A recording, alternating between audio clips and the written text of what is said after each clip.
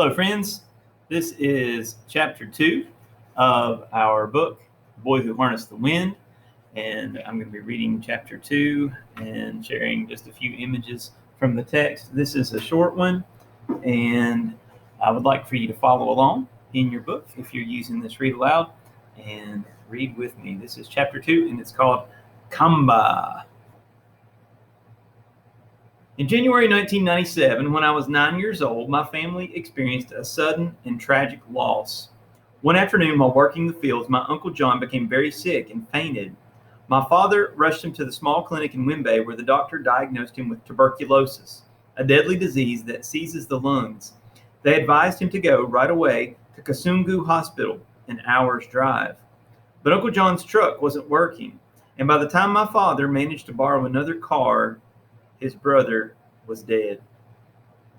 It was the first time I experienced someone dying, and the first time I ever saw my parents cry. I especially felt bad for Jeffrey, who was now left without a father. All the following day, people came by his house to comfort his mother and pay their respects. Every so often, I saw him walk out of his house, crying and looking confused. "Cousin, what's next?" he asked me. "What will happen?" All I could think to say was, "I don't know." Following Uncle John's death, two things became very different. Now that my father's brother and business partner was gone, he had to manage the farm alone.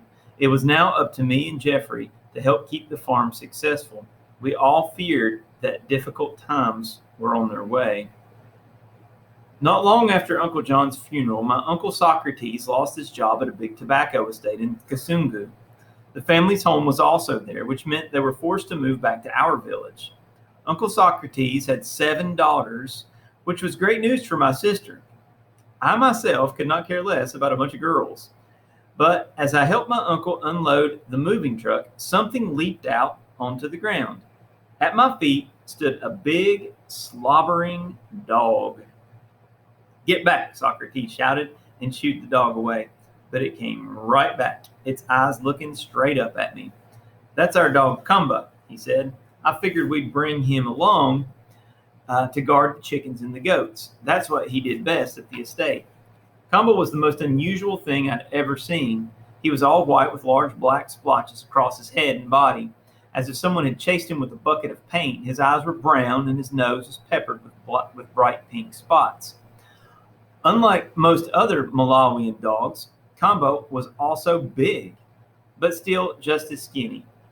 In most other parts of Africa, dogs were used to protect homes and farms. No one buys them as pets like they do in America, and they certainly don't lavish them with rubber toys and fancy food. In Malawi, dogs lived on mice and table scraps, and all my life, I'd never seen a fat dog. As Khamba sat there watching me, a thick strand of drool hung suspended from his tongue, and he smelled funny like moldy fruit. As soon as Socrates walked inside, he jumped on his hind legs and planted both paws on my chest. "Ah, get away," I shouted. I didn't want people thinking I was friends with a dog. "Go chase some chickens or something." But Khamba didn't budge. I swore he even smiled at me. Early the next morning, I tripped over something on my way to the toilet.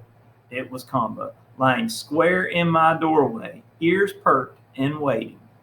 "I thought I told you to leave me alone," I said. Then I stopped. I certainly didn't want people to see me talking to a dog. Walking back, I met Socrates in the courtyard. He pointed to the thing now attached to my shadow. "I see you found a friend," he said.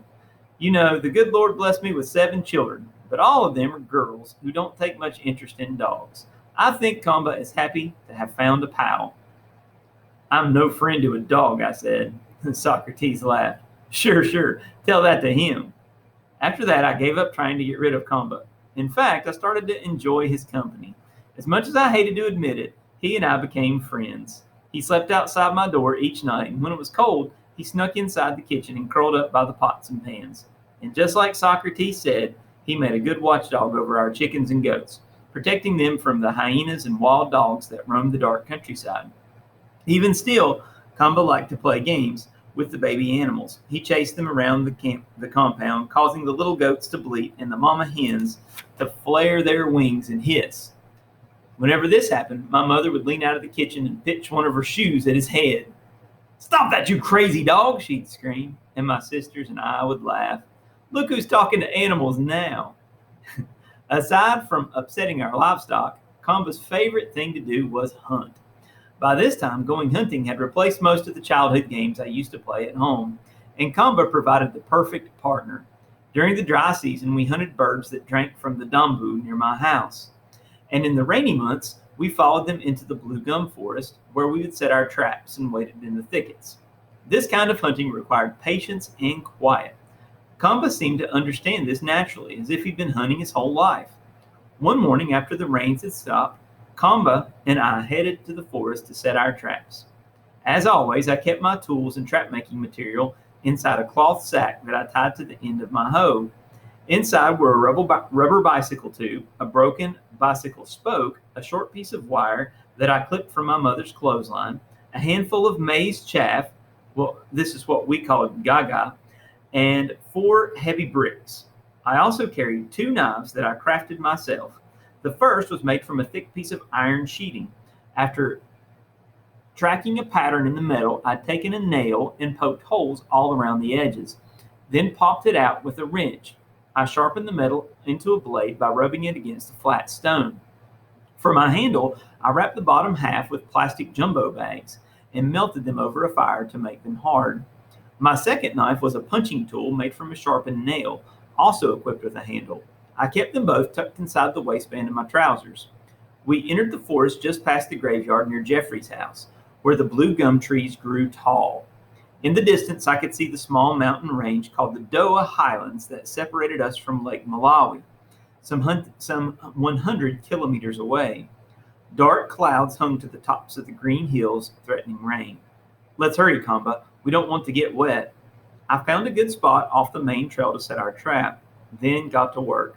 The type of trap I used is called a chikwapu. To make it, I first cleared a small section of grass and vines with my hoe until I could see the red dirt. Taking my knife, I cut 2 thick branches from a blue gum tree and whittled them into sharp points. Then I pushed them into the soft dirt and made sure they didn't move. I cut the bicycle tube into 2 strips and tied each piece to the ends of the steel clothesline wire, and then I tied the rubber strips to the poles, and when finished, it resembled a giant slingshot. The bark from a kachiri tree is papery and durable and makes a fine rope. I stripped several long sections and tied them together and made a rope about 15 feet long. I attached it to the steel wire in my slingshot, and then I pulled the rubber as far as it would go, locking it between 2 bicycle spokes sticking out of the ground. This was my trigger. Once it was set, I stacked the 4 bricks directly behind the trap and sprinkled some gaga on the ground. Whenever birds landed to eat the bait, I'd pull the trigger and release the rubber slings, slamming them into the bricks. "Let's hunt," I said. Khamba's ears perked as the command, and he followed me into the trees. We hid behind a small bush and waited for our game. About 30 minutes later, a small flock of 4 birds swooped overhead and spotted the bait. I felt my pulse quicken as they turned and feathered down. I was about to pull the trigger when a 5th bird landed. He was giant with a fat gray chest and yellow wings. "Oh, come on," I thought. "Just a little more to the right. That's it." The fat bird pushed his way into the group and began to feed. With all the birds now inside the trap, I jerked the rope. Well, pop! The whole flock disappeared into a cloud of feathers and dust. "Tunga!" I shouted. Khamba and I raced out to investigate. 4 birds lay dead against the brick, while a 5th managed to fly away. I picked them up and brushed away the dirt, their limp bodies still warm in my hands. I placed them in my pockets. "Now comes the fun part," I said. Khamba's tail was wagging like mad. "Let's go eat." Back at the house, I cleaned the birds and sprinkled the meat with a coat of salt. I then sharpened a blue gum sapling and ran it through the birds like a skewer. In the kitchen, I gathered a handful of sticks and built a small fire. Once my coals glowed red, I held the birds over the embers until each one was sizzling and brown. The delicious smell soon drew my sisters to the door, begging for a taste. My father had to intervene. Leave those guys alone. The two hunters worked hard today. Now let them enjoy their prize.